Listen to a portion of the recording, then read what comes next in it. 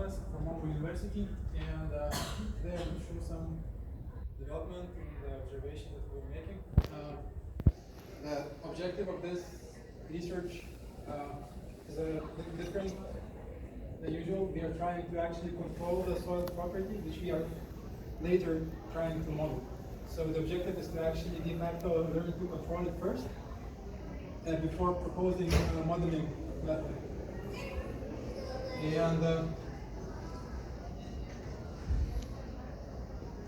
so we look for potential errors in interpreting soil behaviors through designing a test which challenges the models. That's the key purpose of these tests. And we are trying to analyze the causation, which is governing different factors through testing, and actively trying to use the functions to actually control the parameters. And in the end, we came up with a proposal of a model which doesn't really follow convention, but it manages to capture some features which conventional models don't. And this is a picture from my master's thesis, where a file is loaded 3 times in dynamic loading in Flaxis. And that time I was quite proud of doing this, but I was told that this is not the final thing because the soil model is incomplete. It doesn't capture the cyclic behavior well enough. And I ended up doing a PhD to discover these properties. And we also work with these innovative foundation types. The suction bucket, which has a jet nozzle in the bottom to control the inclination in sands, and chambers to control the inclination in clays. And this innovative design brings questions which cannot be answered by referencing conventional models. So questions such as cumulative deformation during cycle loading and disturbed soil states left by the pore pressure gradient. So to answer these questions, we started doing some fundamental research into soil properties 2 years ago, in 17, not 15. We showed test results of frictionless triaxial apparatus, and we found that the frictionless triaxial apparatus, specifically with height to diameter ratio 1:1, it can test the peak strength of stress samples without causing shear rupture or bulging. You can see here a 10% load is applied, is pulled back to initial length, and then we can repeat this many times on one specimen. So this allows us to execute extremely complex loading scenarios where we have drain loading, deformation cycles, different amplitude deformation cycle, another one, and then we can transition into undrained loading and test the undrained strength and continue to drain, undrain, drain, undrain, drain, undrain during irregular loading cycles. So we are able to observe this, and from those observations, we start to question what's missing. And one key feature that we discovered during these tests was that if you apply constant deformation amplitude, a stiffness hysteresis loop converges, it stabilizes. And if you increase the confining pressure, the same shape remains, the stiffness hysteresis loop just increases in size. And if you change the deformation amplitude to a different location and increase the confining pressure, the same hysteresis loop changes again. You reduce the confining pressure, the same hysteresis loop, just smaller. So we are able to move it left and right to extend it vertically, stretch it horizontally, and we encounter some paradoxical behaviors. You can see that densities here is pretty much the same, but the stiffness curves are completely different. Soil stiffness behaves independent from density, and that sounded very paradoxical at that time, but later we found a way to model it, and it actually makes sense now. So in all essence, a triaxial specimen behaves like a function of deformation. We apply deformation of this size, hysteresis loop converges here. We apply deformation of that amplitude, deformation, stiffness hysteresis loop converges there. And we can move it wherever we want, whenever we want. So then the question is raised, does the foundation behave the same way? So we have a bucket foundation, which is just a cylinder in a pressure tank, 200 kilopascals to simulate seafloor. And if you start testing this foundation, you start to observe things like doesn't work. And that's unfortunate. Anyway, when you start testing the foundation, you start seeing things such as the rotation point moving. And the conventional solution is designed to avoid the ultimate failure, which assumes a constant rotation point position, but it's actually moving all across. And that's another problem to tackle. And the other thing that we noticed is that the stiffness hysteresis loops produce by the foundation also behave as a function of deformation. If we have a deformation of amplitude 1, the stiffness hysteresis loop emerges here. Then we change the deformation, the stiffness hysteresis loop exits and converges. So the peak is at the same level, it just stretches out depending on the deformation amplitude. It also happens if you reduce the deformation amplitude. We start with a big one, we reduce it, and gradually it climbs up to match the peaks, and then you can reduce the deformation applied again, and it gradually climbs up, matches the peak.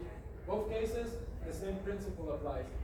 Apply deformation, the hysteresis loop merely changes position and converges there, and it stays there forever as long as the deformation doesn't change. And the other thing we noticed is that if you reduce the loading frequency, the hysteresis loop shape changes. So initially we had this dilation-dominated component and a contraction-dominated component. But if you keep reducing the loading frequency, gradually these effects will diminish, and you have a quasi-static drain hysteresis loop. And you keep, if you reduce the loading frequency further, the same shape remains. So it can be assumed static hysteresis loop. And this hysteresis loop has some descriptive power in a sense that if you apply force amplitudes within the drain hysteresis, and then the deformation shrinks, so it sort of stiffens up if the applied force amplitude is within the drain limits. If you apply it slightly outside the drain limits, the hysteresis loop starts growing, and the slower the loading cycles, the faster the growth. It seems like the salt acts like an damper, so the more time you give it, the more water can seep in and it just dilates. So we can control the shape, size, and position of the stiffness hysteresis loops in sand specimens and in foundations. And the next thing is, this allows us to recover the initial stiffness here and initial strength of a foundation. This is the exit path from a hysteresis loop. Depends on the shape of the hysteresis loop, which is stabilized. So if we apply deformation of this size and stop here, the exit path is inclined to this way. If you stabilize the smaller deformation amplitude, the exit path is here, and the smaller one further. So we did the test where we tried to apply increasingly smaller deformation amplitudes, small as it gets. Also apply some stress cycles within the drain limits, and we were able to repeat the initial stiffness 5 times in a row. If you don't apply deformation cycles after executing this action of testing, which is rapid pull, then the stiffness path doesn't recover. You have this. But the deformation amplitude, so increasingly smaller amplitude, it actually provide recovery of the initial stiffness. And this is that test. To recover the stiffness path, it's just hand immersed here because it's pulling.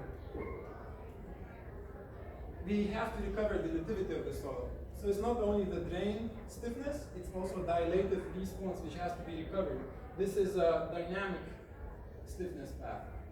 And you can see the dilation, the net dilation in the volume affected because it compacts, the formation settles down, and then when we load rapidly, it dilates up again, and then it settles down again during the formation cycles, and then we pull it, it dilates out again. So we recover both the volumetric properties of the soil and thus the foundation, and we recover the stiffness as well.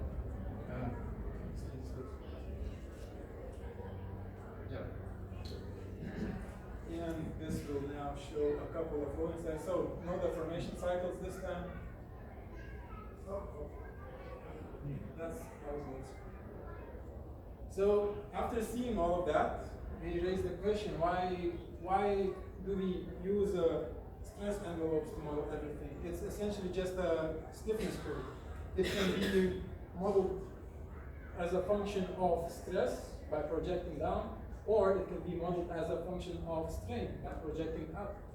And if you cannot normalize this within the stress envelope, because both of them are equally predicted by it's impossible to predict which one will be generated by this amplitude. However, each hysteresis loop has a unique deformation envelope. So if we normalize this within a deformation envelope, we have a unique solution. It will be capable to predict both position, size, and if you follow the loading direction, you will be able to predict at which point along the curve you are. And such model has been proposed by Yoder in the 1980s. He did not have access to these kind of observations. He actually mentioned explicitly the request for testing of the deformation envelope properties, and his call was never heard. He had a lot of publications and public discussions and very well written papers with derivation of the concept. And he proposed to use relaxation stress instead of plastic strains. And the funny thing about the concept Yoder introduced is it behaves as a parallel spring system. And it does not use plastic increments, therefore you, instead of converting this into a plastic increment and then putting it in this point in the equation, you just sum it on top and the next error on top, and it converges automatically. So it has fewer solution steps and it still converges. You just take the delta directly without converting it to plastic strains and use it there. So that goes out of the equation completely and you have faster solution times. As I mentioned, the model behaves as a parallel spring system, so it is essentially by nature compatible with GPU processing. So we could have much faster solution times, at the same time keeping this physical performance. This captures drain and undrained behavior. This is actually a model right there from 2017 isope conference, and it captures some of it, most of it maybe. But the essence is that it is converging towards the hysteresis loops, which the specimen is converging towards. So we can predict where it stabilizes, we can predict a lot. And with this parallel spring model, which uses deformation envelopes, we can predict things like liquefaction sensitivity, loss of stiffness, especially for slender piles on the higher points. And we can also predict the liquefiable pockets, soft pockets down the pile. And this could be quite relevant, especially given that this is compatible with GPU processing by nature. And we also have these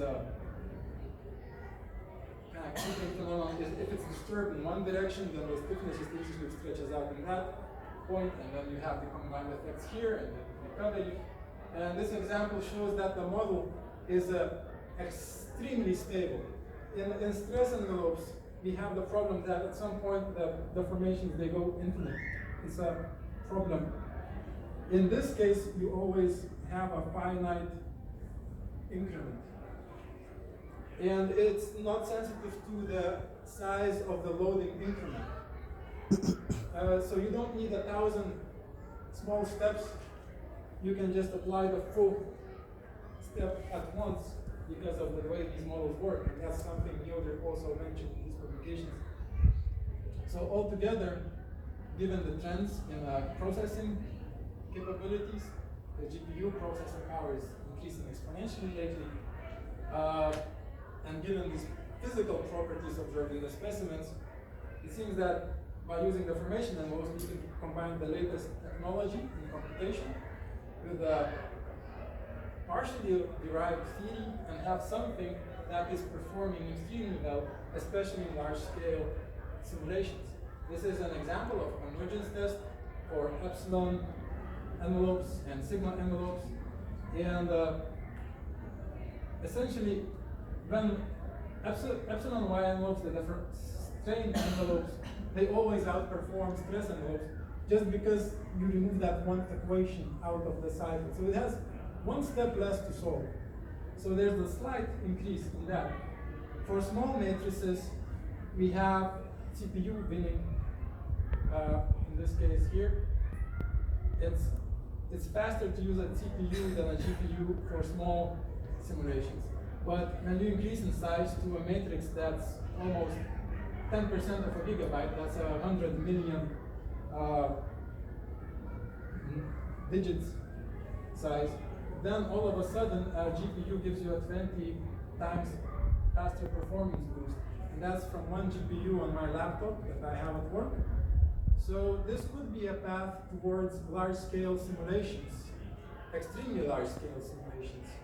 And we are trying to start a project where we would work with a supercomputer, which has more than one GPU, so we could further redistribute these parallel things across the entire architecture of the supercomputer. And that would potentially lead somewhere. Yeah, so that's it.